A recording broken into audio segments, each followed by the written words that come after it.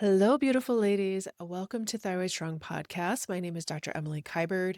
And for the next month, we are doing the Summer Survival Series with Hashimoto's. If you missed last week's episode, we talk about why your thyroid and your body doesn't love hot, sweaty summer workouts and what to do about it. So if you did not listen to that, go back and listen because we are building on that foundation today. A week from today, I am flying to Europe for about 3 to 4 weeks, going to Madrid, Sardinia with my family. And if you have ever traveled internationally, or you've traveled at all and you've come back from vacation feeling worse than when you left, I'm talking puffy, bloated, exhausted, makes you want to hide under some baggy clothes for a week. Maybe you just chalked it up to vacation indulgence or too much fun or maybe too much rosé by the pool. But what if I told you vacation bloat is not normal? Should not happen, especially for the Hashi ladies, and what to do about it. So we're going to dive into why traveling can affect your digestive system. And more importantly, I'm going to give you exact supplement protocols and tools to protect your gut before you go, during, and after your trip. Life is too short to spend your vacation recovering in a bathroom or hiding in stretchy pants, okay? So why does travel affect our digestion with Hashimoto's? So let's talk about what's really happening when you travel with an autoimmune condition. Your gut is already dealing potentially with some inflammation. Hopefully you're working with a functional medicine doc like myself to heal it. But if you're not, your gut could be inflamed. There could be gut permeability issues. And then we throw in the travel stress into the mix and it is a hot mess. So here's what most people with Hashimoto's do not realize. Travel is one of the biggest gut disruptors on the planet, and it has nothing to do with willpower or being good. First, you got to take into account the stress factor of traveling. I too love to travel. I've traveled all over the world for yoga retreats, for the love of traveling with my kids, without my kids, in my 20s, 30s, and 40s. And as I get older, I do notice that stress is a big factor when we travel. We don't have our normal niceties or routines like we do at home.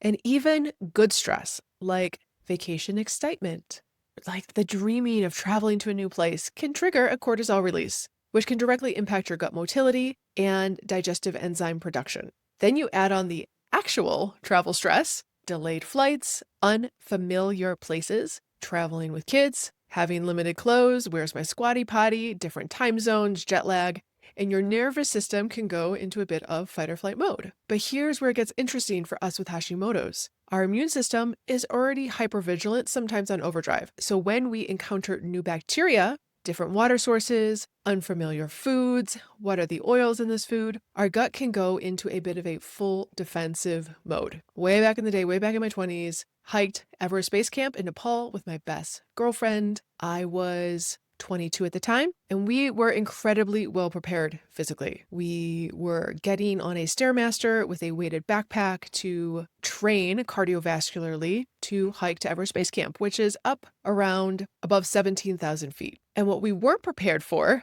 was the combination of altitude, a totally different bacterial environment, and the stress of trekking that could impact our digestive system. She was constipated. Altitude alone was affecting our gut motility, and then you add on a big plate of rice and who knows what is going on top of it. And my gut basically went on strike and I was exploding violently from both ends. So I wish back in my 20s, I had the right supplements that would have made all the difference in my recovery and had not suffered in Kathmandu when I got back so poorly. So when we're traveling, we can experience bloating, constipation, diarrhea, consturia, which is a swinging between constipation and diarrhea. What a fun combo that is, ping-ponging between both. And that's even before we can talk about what happens when we actually potentially get food poisoning. So let's break down exactly what is happening in your digestive system when you travel, because understanding this will help change how you prepare. So when you go on an airplane, up in altitude, air pressure changes. Here's something no one wants to warn you about, but when the plane goes up, the air pressure changes, affects the gas in your digestive tract. You know that uncomfortable bloat that you feel mid-flight. You're like, ooh, do I have to go in the bathroom and fart it out? That's literally gas in your intestines expanding as air pressure decreases. Then when you land, everything has to readjust again. Your digestive system is basically doing a little bit of like a gymnastics at 30,000 feet back down to sea level. So I know when I travel, I can get constipated, but I get like a little bloated on the plane.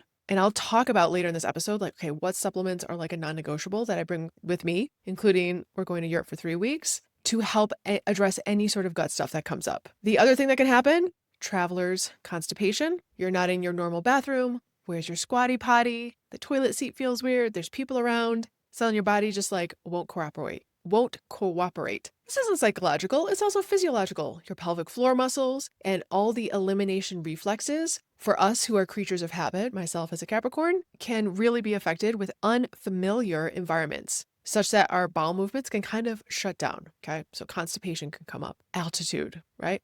The next thing we're going to talk about is gut bacteria. Your gut bacteria are also creatures of habit. They thrive on routine, the same foods, the same water, the same environment. When you travel, you're essentially introducing foreign invaders to a well-established ecosystem, which is our gut microbiome. Beneficial bacteria can get overwhelmed, pathogenic bacteria can overgrow, and inflammation can increase, right? So we're just getting introduced to a new kind of microbiome mayhem. That stress hormone that we talked about, travel, stress, doesn't just make you anxious. It can literally change your gut function. So high cortisol can reduce our body's own production of stomach acid. This slows gut motility, the time in which food transits through our gut, and can increase intestinal permeability. Hello, leaky gut. This is what we're talking about. The other thing to think about as we're traveling is circadian rhythm chaos, right? So different time zone, your body's used to waking up at a certain time like clockwork. Your digestive system also has its own internal clockwork. When you cross time zones or drastically change your eating schedule, your gut can feel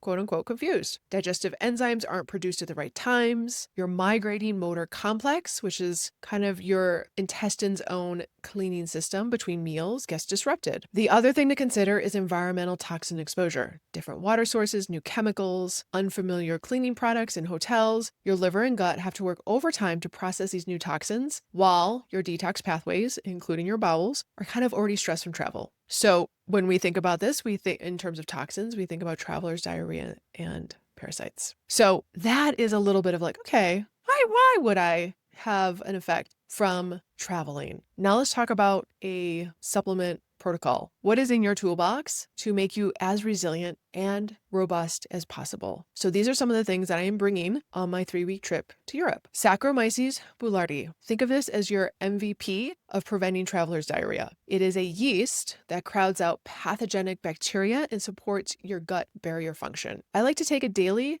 leading up to leaving and then continuing it through the entire trip. If you don't do that and you decide, listen, I'm just going to wait till I get traveler's diarrhea, potentially, then I would take it then as well. So great for diarrhea. The other thing I have in my toolbox is activated charcoal. Think of this as like the mop for the toxins. It's great for binding to chemicals from airplane air, unfamiliar foods, environmental toxins. You want to take it away from other supplements and medications because it doesn't only bind to the bad as a mop of toxins, it also binds to the good. So I bring activated charcoal. If I get any signs of traveler's diarrhea, it's S. boulardii and charcoal for the win. Glutathione. I like liposomal glutathione that I can squirt in my mouth. That has to be refrigerated. Boulardii also has to be refrigerated. So sometimes when I'm traveling, I will find a glutathione that does not need to be refrigerated, that isn't in liquid form, is in pill form. I think Orthobiotics has one. Glutathione is your body's master antioxidant and detox support. Travel is like oxidative stress central. And glutathione helps your liver, your poor little liver, all that exposure from radiation in the airplane, process all that new stuff that you are getting exposed to. I, without a doubt, do not leave home without digestive enzymes. I take them with every meal. Your digestive system potentially could not be producing enough enzymes. So you're giving it a backup. This is especially crucial for restaurant meals, unfamiliar foods, meals that are extra fatty. I love to travel with vitamin C. This is for immune support and also can help buffer stress. Your adrenals burn through vitamin C when you're stressed. And travel is kind of like a little bit of a stress marathon, especially when you're traveling with 2 kids. So those are some of the big things that I take and bring with me when I'm traveling. Let me just review. Vitamin C, digestive enzymes, liposomal glutathione, activated charcoal, S. boulardii. After I travel, I continue the S. boulardii for about a week. The glutathione and the vitamin C, I pop those before and after a flight to minimize any sort of radiation and oxidative stress from being in the airplane. Okay, so what happens when things go massively wrong? I've had a couple clients go to train with Ido Portal, who's a big movement guy, in his yearly training camp in Thailand. He's known as a movement guru. This couple was fit, super health conscious, literally traveling to Thailand to like work on their movement patterns and their fluidity of their body. And they came back destroyed by the time zone. They were like, oh my God, this jet lag is ridiculous. And they kept complaining about brain fog. And they're like, it's just a jet lag. It's just a jet lag. And then they started getting upper belly bloating and reflux and burping. And I was like, I don't think that's jet lag, that little brain fog. So jet lag doesn't last for months, doesn't cause kind of cognitive dysfunction, like not being able to finish your sentences for months on end, but even for the first week. So this couple, I was like, listen, you went to Thailand. Who knows what's in the water? Who knows what you got exposed to at this movement camp? You're sharing water bottles, utensils. And so we ran a GI map. The GI map is a PCR stool test that picks up bacterial overgrowth, gut infections, pathogens, candida. It can pick up parasites, not the best.